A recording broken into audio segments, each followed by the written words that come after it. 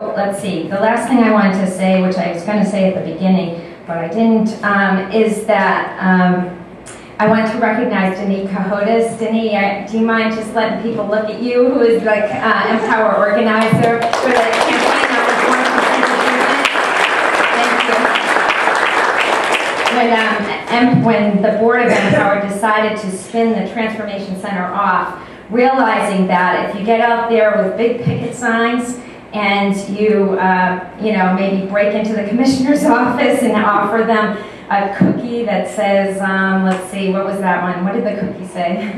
I think it was a waffle. A waffle. Oh yeah, it was a waffle. Because there wasn't really a great deal of motivation to pull together a policy on informed consent to treatment at that time. People were unhappy about that idea. So if you do that kind of thing, or you confront an issue that is, like Bob was saying earlier, it really is the reality.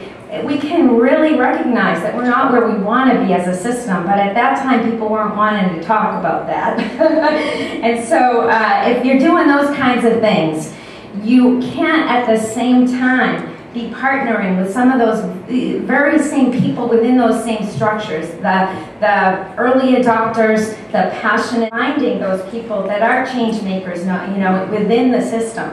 And when we had, actually at BHP again, worked with the process of recovery learning centers, which our great champion over there, Mike O'Neill, took into the Department of Mental Health, and they became recovery learning communities.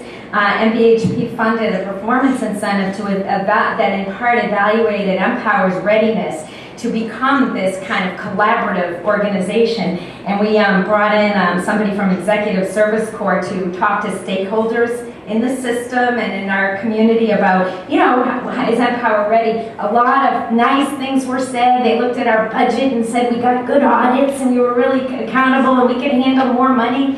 We can handle more money. Yeah. Just want to point it out here.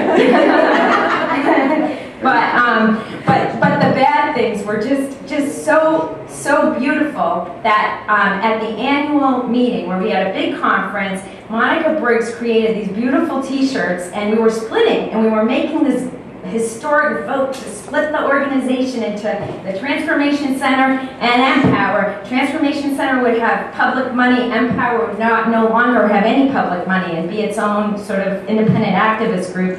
On the front, we had Just Do It conference, the Transformation Center, our geese logo that's, talking about the lessons for geese for collaboration. And on the back, we had the Empower logo and the 4 words that represented, I can only remember 3 of them, the 4 words that represented the negative comments and what Empower would have to work on. Our stakeholders said that Empower was unapologetic, confrontational, and I thank you, Susan Abbott, for reminding me of this whole thing when you said inconvenient. That was one of the things. So, in any event, as we move forward to the inconvenient truths about how we can work on this, I just want to introduce some wonderful voices in our community that are on the forefront of recovery and of peer services. So, Emily.